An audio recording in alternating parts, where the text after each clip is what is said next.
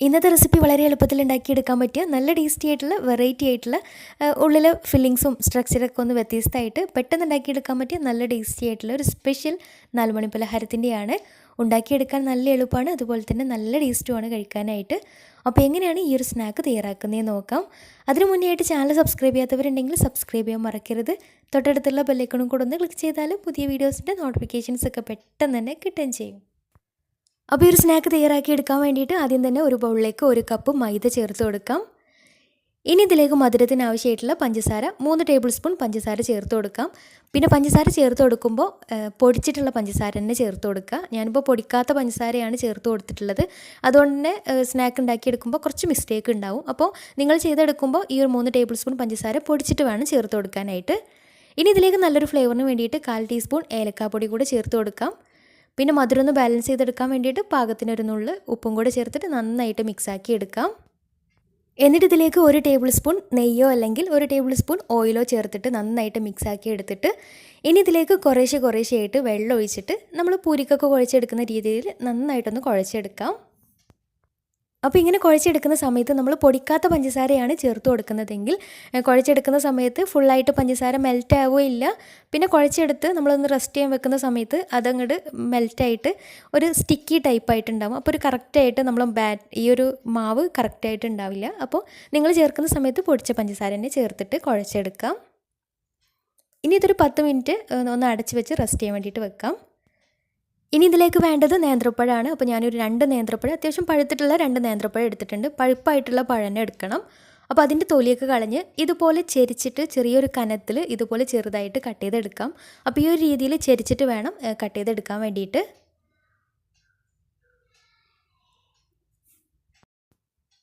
ഇനി നേരത്തെ കുഴച്ച് വെച്ചിട്ടുള്ള മാവിൽ നിന്ന് ചെറിയ ബോൾസ് ആക്കിയിട്ട് എടുക്കാം. അപ്പോൾ പഞ്ചസാര മെൽറ്റായി വരുന്നത് കാരണം ചെറിയൊരു ഒട്ടലുണ്ടാവും.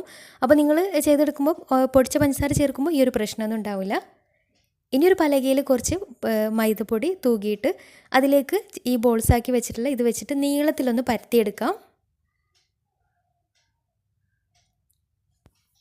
അപ്പോൾ പഞ്ചസാര മെൽറ്റായിട്ട് നിൽക്കുന്നത് കാരണം ചെറിയൊരു ഒട്ടലുണ്ടാവും കേട്ടോ. അപ്പോൾ ശ്രദ്ധിച്ചിട്ട് പരത്തിയെടുക്കേണ്ടി വരും. ഇനി നമ്മൾ നേരത്തെ കട്ട് ചെയ്ത് വെച്ചിട്ടുള്ള പഴത്തിൽ നിന്ന് ഒന്ന് എടുത്തിട്ട് ഇതുപോലെ മുകളിലായിട്ട് വെച്ചിട്ട് ഇതുപോലെ ഒന്ന് മടക്കിയെടുക്കാം. ഇതുപോലെ മടക്കിയെടുത്തതിന് ശേഷം 2 സൈഡും ഒന്ന് പ്രസ് ചെയ്തിട്ട് ഇതുപോലെ ഈ ഒരു ഷേപ്പാക്കി എടുക്കാം.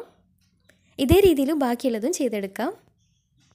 എല്ലാം ഇതുപോലെ ചെയ്തെടുത്ത് കഴിഞ്ഞാൽ ഇനി ഇതൊന്ന് ഫ്രൈ ചെയ്തെടുക്കണം. അപ്പോൾ അതിന് വേണ്ടിയിട്ട് ഒരു പാനിൽ കുറച്ച് ഓയിൽ ഒഴിച്ച് കൊടുത്തിട്ടുണ്ട്. ഓയിൽ നന്നായിട്ട് ചൂടായിട്ട് വന്നാൽ അതിലേക്ക് ഓരോന്നായിട്ട് ഇട്ടിട്ട് ഫ്രൈ ചെയ്തെടുക്കാം. അപ്പോൾ ഒരു മീഡിയം ഫ്ലെയിമിലിട്ടിട്ട് ചെയ്തെടുത്താൽ മതി. ഒരു മീഡിയം ടു ലോ ഫ്ലെയിമിലിട്ടിട്ട്, കാരണം ഉൾഭാഗത്തുള്ള പഴവും ഈ ഒരു മാവൊക്കെ നന്നായിട്ട് വെന്ത് കിട്ടണം. അപ്പോൾ അതിന് വേണ്ടിയിട്ട് ഒരു മീഡിയം ഫ്ലെയിമിലിട്ടിട്ട് തന്നെ ചെയ്തെടുക്കാം. അപ്പോൾ ഒരു ഭാഗം ആയി കഴിഞ്ഞാലും മറിച്ചിട്ട് കൊടുക്കാം. 2 ഭാഗവും കളറൊക്കെ മാറി ഏകദേശം ഒന്ന് ബ്രൗൺ കളറായിട്ട് കിട്ടിയാൽ പാനിൽ നിന്ന് മാറ്റാം.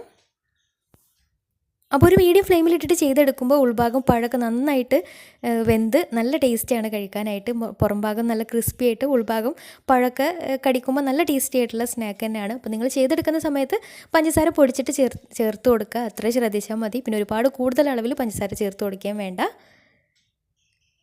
അപ്പോൾ ഇത്രയേ ഉള്ളൂ. ഇതേ രീതിയിൽ ബാക്കിയുള്ളതും ചെയ്തെടുക്കാം. അപ്പോൾ തീർച്ചയായിട്ടും ഒന്ന് ട്രൈ ചെയ്ത് നോക്കുക. നല്ല ടേസ്റ്റി ആയിട്ടുള്ള സിമ്പിളായിട്ട് ഉണ്ടാക്കിയെടുക്കാൻ പറ്റിയ ഒരു ഈവനിങ് സ്നാക്കാണ്. ട്രൈ ചെയ്തിട്ട് നിങ്ങളുടെ ഫീഡ്ബാക്ക്സ് താഴെ കമൻറ്റ് ബോക്സിൽ അറിയിക്കാൻ മറക്കരുത്. അപ്പോൾ ഇന്നത്തെ വീഡിയോ ഇഷ്ടമായെന്ന് വിചാരിക്കുന്നു. ഇഷ്ടമായെങ്കിൽ ലൈക്ക് ചെയ്യുക, ഫ്രണ്ട്സ് റിലേറ്റീവ്സിനൊക്കെ ഒന്ന് ഷെയർ ചെയ്ത് കൊടുക്കാനും മറക്കരുത്. അപ്പോൾ നല്ല അടിപൊളി വീഡിയോയുമായി വീണ്ടും വരാം. അതുവരെ take care, bye, thank U.